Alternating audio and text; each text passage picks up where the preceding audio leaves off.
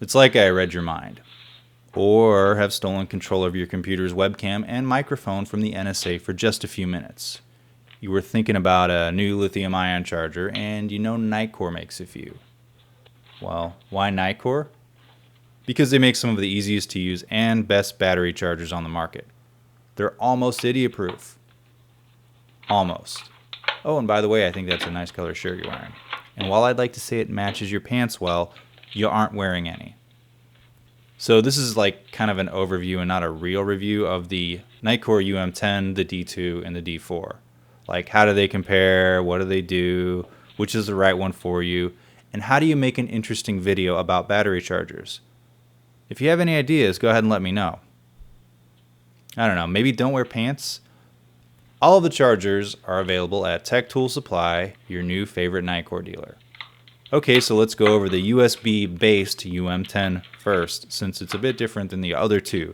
This charger works great if you need a very basic lithium-ion charger, like for idiots, remember?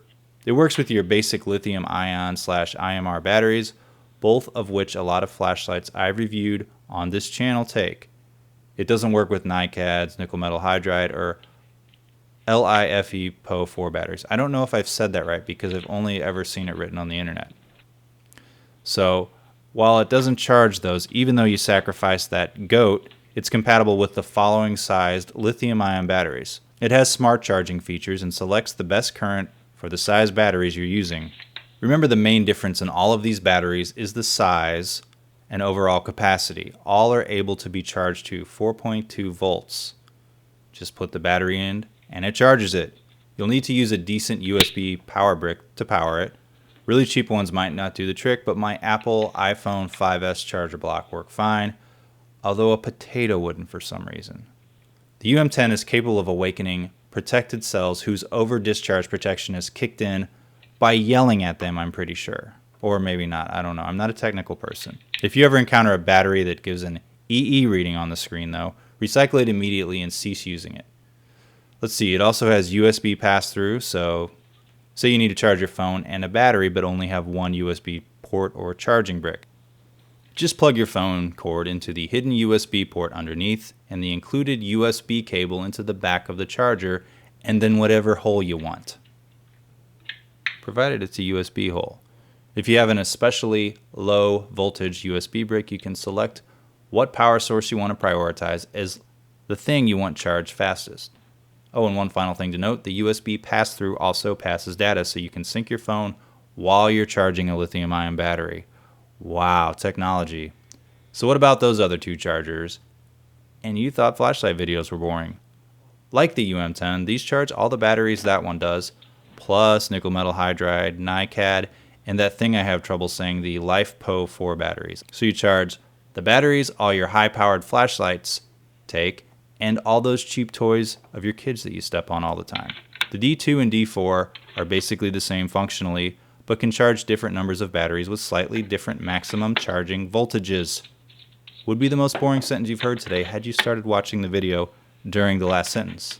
The D2 is capable of charging two batteries with a current of 500 milliamps. Alternatively, the D4 can charge up to 4 batteries with a current of 375 milliamps, or 2 batteries at the same time with a current of 750 milliamps.